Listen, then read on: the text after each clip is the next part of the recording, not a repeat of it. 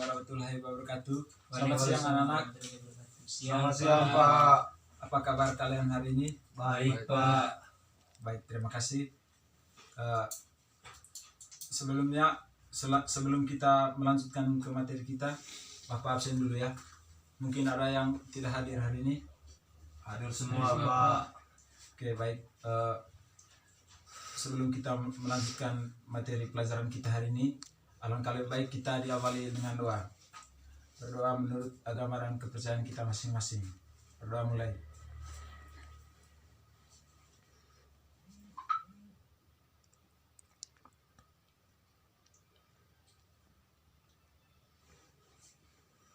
Berdoa selesai. Baik, materi kita hari ini itu tentang bunyi. Apakah anak-anak tahu tentang bunyi itu apa? Tidak Pak, tidak tahu Pak. Oke, baik. Mungkin anak-anak pernah memetik gitar? Pernah Pak. Apa yang kalian dengar? Bunyi. Di sini di mana bunyi itu dapat dihasilkan dari benda yang bergetar. Contohnya kalian itu memetik gitar. Ketika kalian memetik gitar, tali senarnya atau tali gitar tersebut bergetar akan menghasilkan bunyi. Paham? Paham Pak. Pengertian dari bunyi itu sendiri ialah suatu yang dapat dihasilkan dari benda yang bergetar.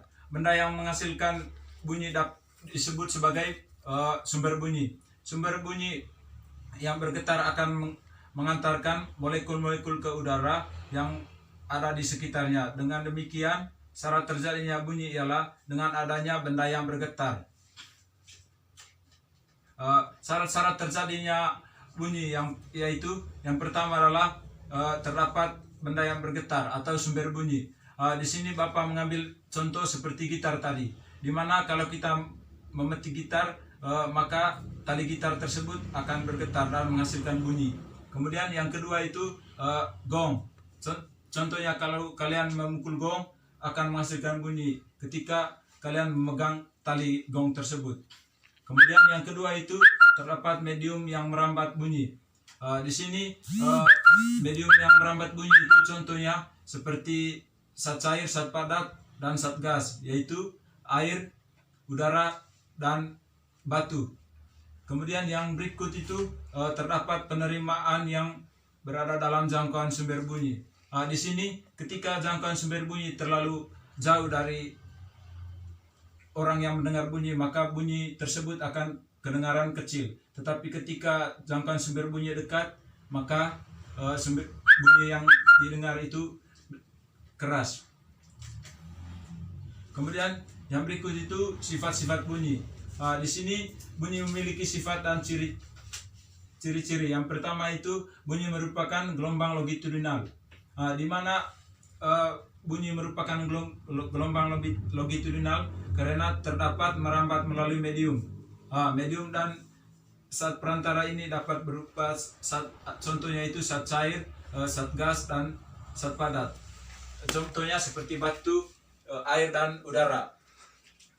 Kemudian yang kedua itu tidak dapat merambat pada ruang hampa. Di sini bunyi tidak dapat merambat pada ruang hampa itu karena tidak ada medium perantara atau udara. Contohnya itu ketika kalian tinggal di dalam suatu ruangan yang terbuka, kemudian ada yang teriak dari luar ruangan. Ketika ruangan tersebut tidak ada celah atau lubang untuk memasuki udara, maka suara dari luar ruangan tersebut kalian tidak akan dengar. Kemudian yang berikut itu yang ketiga itu bunyi dapat dipantulkan. Di sini bunyi dapat dipantulkan apabila mengenai dinding yang keras. Contohnya itu ketika kita tinggal di dalam gua.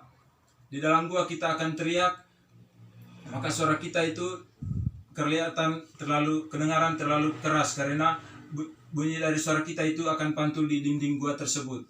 Kemudian yang berikut contohnya itu ketika tinggal dalam ruangan terbuka. Di dalam ruangan tersebut kita akan teriak, maka suara kita akan pantul di dinding ruangan tersebut atau di tembok. Yang berikut itu yang keempat, cepat rambat itu dipengaruhi oleh kerapatan medium. Contohnya itu pada zat padat atau zat cair dan zat gas. Contohnya itu ketika kita teriak di ruangan yang tertutup atau di depan tembok itu, maka suara kita itu tidak dengar oleh orang yang tinggal di tembok sebelah itu, di sebelah tembok atau di luar tembok itu. Itu dikarenakan tidak ada celah yang atau masuk udara di antara teriakan sumber suara ke penerima suara. Kemudian yang berikut, yang kelima itu bunyi dapat dibiaskan. Terjadinya pembiasan atau refleksi karena adanya pembelokan arah lintasan gelombang setelah melewati bidang batas antara dua medium. Di sini itu contohnya itu di air atau benang. Ketika mungkin anak-anak pernah memakai atau mempraktekkan telepon sederhana waktu SD. Pernah Pak. Di sini menggunakan dua gelas dengan satu tali dengan tali, di mana dari sumber suara ke penerima akan sambung tali tersebut, walaupun posisinya jauh, ketika tali dengan atau sumber suara dengan penerima terlalu jauh, ketika talinya sudah tegang, maka walaupun posisinya dengan belok tetapi talinya sudah tegang, tetap suara akan terima di penerima suara dari sumber suara. Kemudian yang berikut itu bunyi dapat dipadukan. Di sini itu contohnya bunyi dapat dipadukan itu contohnya ada dua atau tiga alat musik yang bermain secara bersamaan. Contohnya itu ada suatu pertunjukan kita memainkan 3 buah alat musik, yaitu gitar, gong dengan atau gendang, di mana ketika kita memukul secara bersamaan maka akan menghasilkan atau menciptakan nada yang harmonis atau nada yang bagus. Kemudian bunyi dapat dilenturkan. Difraksi merupakan peristiwa pelenturan gelombang bunyi ketika melewati suatu celah sempit. Besarnya difraksi tersebut tergantung pada ukuran penghalang dan panjang gelombang dari bunyi tersebut. Di mana di sini bunyi dapat dilenturkan ketika kita tinggal dalam ruangan, kemudian satu orang atau orang lain tinggal di luar ruangan. Ketika celah dari dalam ruangan kecil, maka suara yang kalian dengar, yang didengar orang teriak dari dalam ruangan itu kedengaran kecil. Kemudian ketika suara dari luar ruangan itu besar, walaupun besar, ketika celah yang keluar di ruangan tersebut itu besar juga, maka suaranya akan kedengaran besar di luar ruangan. Kemudian yang berikut itu cepat rambat bunyi. Cepat rambat bunyi merupakan jarak yang ditempuh oleh bunyi tiap satuan waktu. Faktor yang mempengaruhi cepat rambat bunyi yaitu yang pertama, medium tempat gelombang bunyi itu dirambatkan.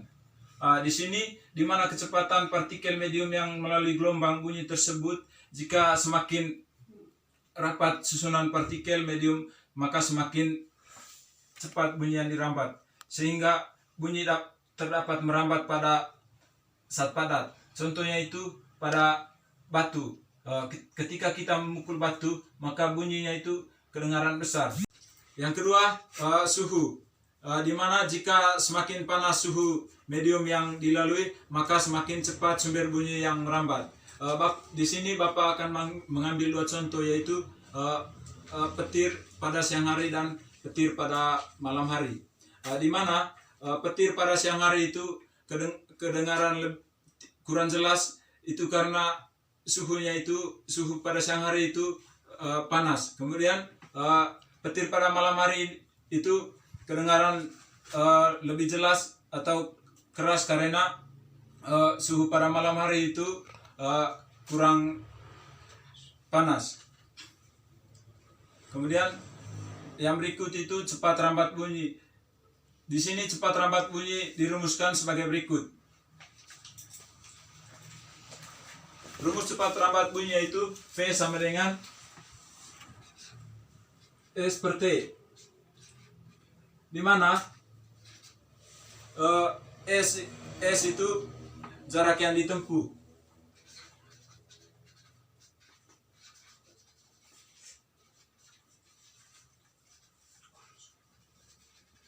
Dengan satuan meter. Kemudian V sama dengan cepat rambat bunyi.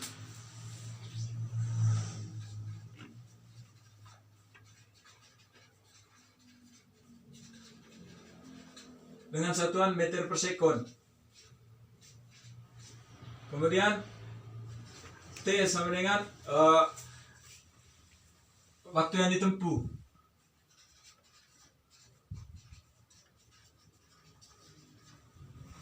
Dengan satuan sekon. Di sini Bapak akan memberikan contoh untuk rumus dari rumus cepat rambat bunyi. Contohnya itu adalah ledakan petasan terdengar 4 sekon setelah terlihat percikan api. Berapa laju rambat bunyi di udara saat itu ketika jarak antara petasan dengan pengamat 1,2 km. Di sini laju rambat cahayanya itu diabaikan. Contohnya itu yang ditanyanya itu diketahui T-nya itu 4 sekon.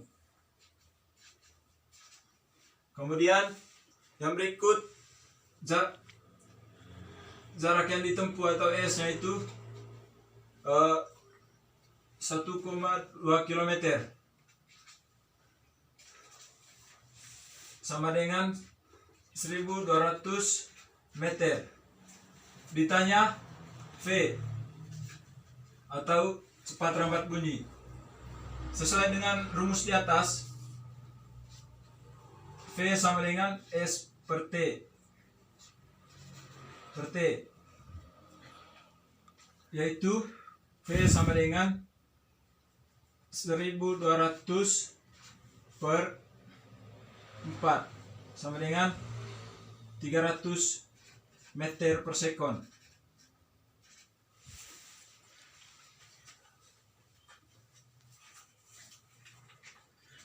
Jadi di sini laju rambat bunyi di udaranya itu 300 meter per sekon.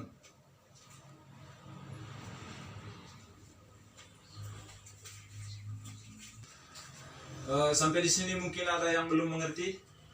Sudah mengerti, Mengerti, Pak. Pak. Baik, kalau gitu kita lanjut dengan ke materi yang berikut. Yang berikut perhitungan jarak sumber bunyi dengan bidang pantul. Di sini karena ada lintasan bunyi pantul merupakan gerak bolak-balik, maka jarak sumber dengan bidang pantul sama dengan separuhnya. Maka dirumuskan dengan S sama dengan V kali T per 2. Di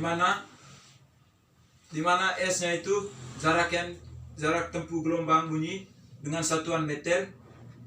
Kemudian V-nya itu cepat rambat gelombang bunyi dengan satuan meter per sekon. T-nya itu waktu tempuh gelombang bunyi dengan satuan sekon. Di sini Bapak akan beri contoh tentang perhitungan jarak sumber bunyi dengan bidang pantul. Contohnya itu cepat rambat gelombang bunyi di udara adalah 340 meter per sekon. Sebuah kapal akan memancarkan sonar ke dasar laut. Jika 4 sekon kemudian ada orang di atas kapal atau di dalam kapal mendengarkan bunyi pantulan tersebut. Di sini akan Bapak memberi contoh di mana T-nya itu 4 sekon. Kemudian V-nya itu atau V atau cepat rambat gelombang bunyinya itu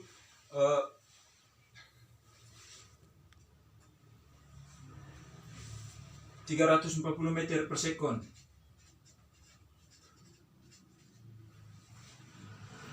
Yang ditanyanya di sini S.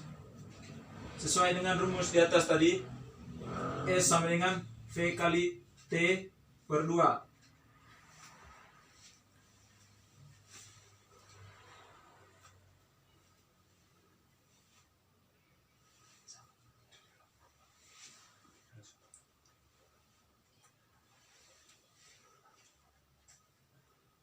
S sama dengan 340 kali 4 per 2 sama dengan 680 meter.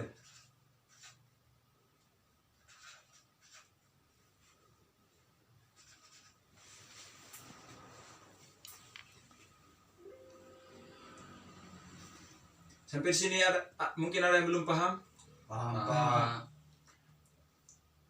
Kalau begitu, Bapak akan memberi contoh soal untuk kalian.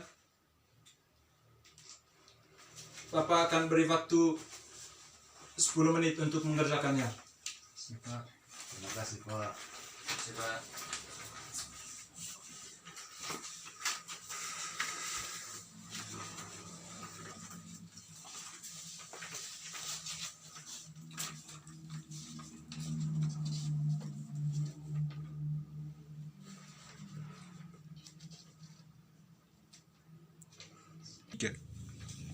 Sudah, Pak. Ya, kalau sudah, kerjakan di papan.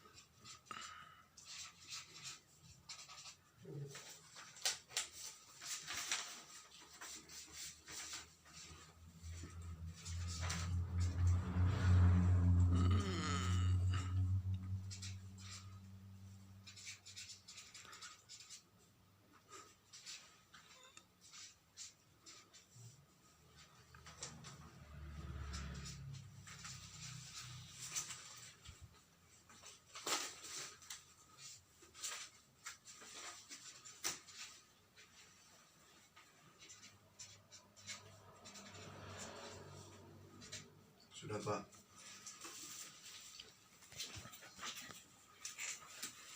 Kemudian soal nomor 2. Sudah, Pak.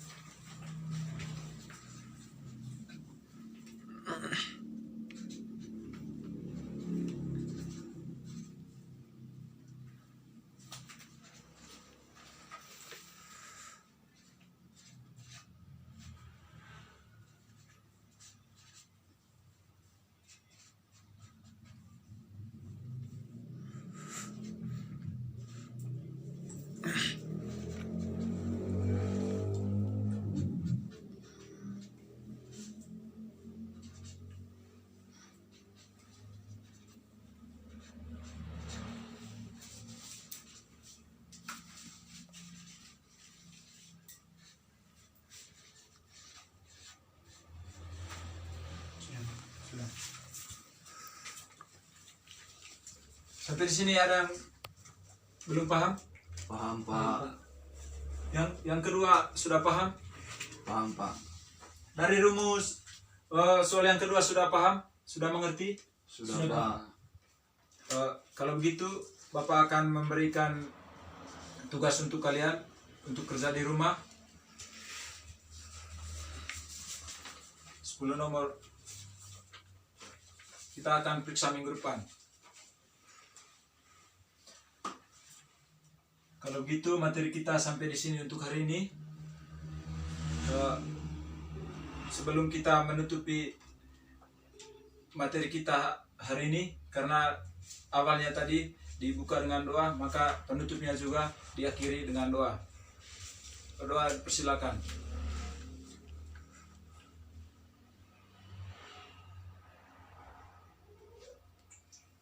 Doa selesai.